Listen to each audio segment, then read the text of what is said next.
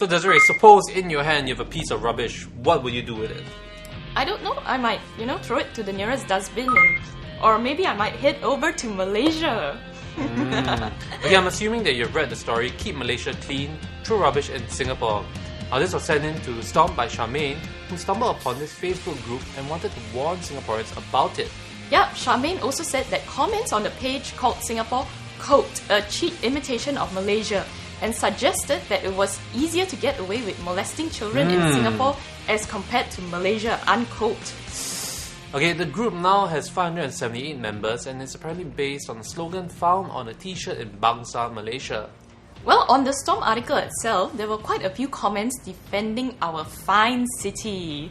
For example, Breeze SG said, they say Singapore is a cheap imitation of Malaysia.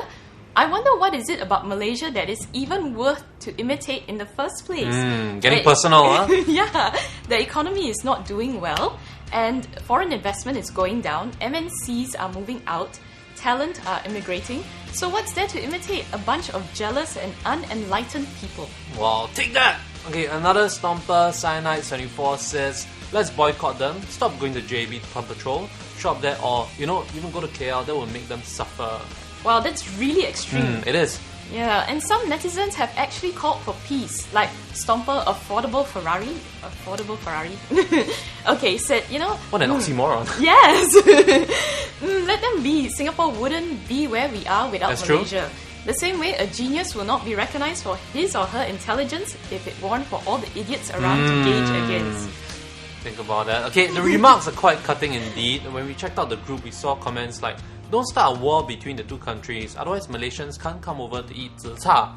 And another which said, how to litter in Singapore, you sure get fined. Which is true. Yes, exactly. That's a funny thing. There is also another group who call themselves Keep Singapore Clean, Throw Your Rubbish in Malaysia, which has 4,900 fans. Woohoo! Now this page was made in jest, and I'm sure the other one was as well. There's a tagline that the creator included which said, this page was made for fun, Malaysia rocks too. In fact, one of his comments asked fellow Singaporeans to stop insulting Malaysians. Yeah, but of course, once it's online, there's no stopping the comments because people can write in freely. For instance, many Singaporeans are criticizing the standard of English in Malaysia, calling it, Malay Grish. Yeah. For example. It's like Japan English is like Jinglish, and like China English is like Chinglish, But at the end of the day, I think it's best to live and let live. Many people take things too seriously these days. We should keep in mind that these groups were created in jest and for fun. Plus, we should all try to get along with our neighbours. Better FTA agreements. So, what do you think of such groups on Facebook? Do you think that they should be allowed?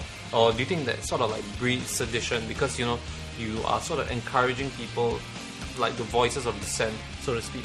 Well, if it's made in fun, when people can enjoy the spirit of fun, then yeah, go on with it unless it gets too extreme. Then of course, yeah, Facebook should be policing it. But actually, I don't think Facebook should be policing it. I think netizens should be governing themselves, so to speak. It's sort of like their own private judicial thing. I mean, they can report as offensive, and then maybe they can report it to Facebook, and then Facebook can take it down. But I think for Facebook to police it, it's going to be very difficult for them because there's so many of these things happening, right?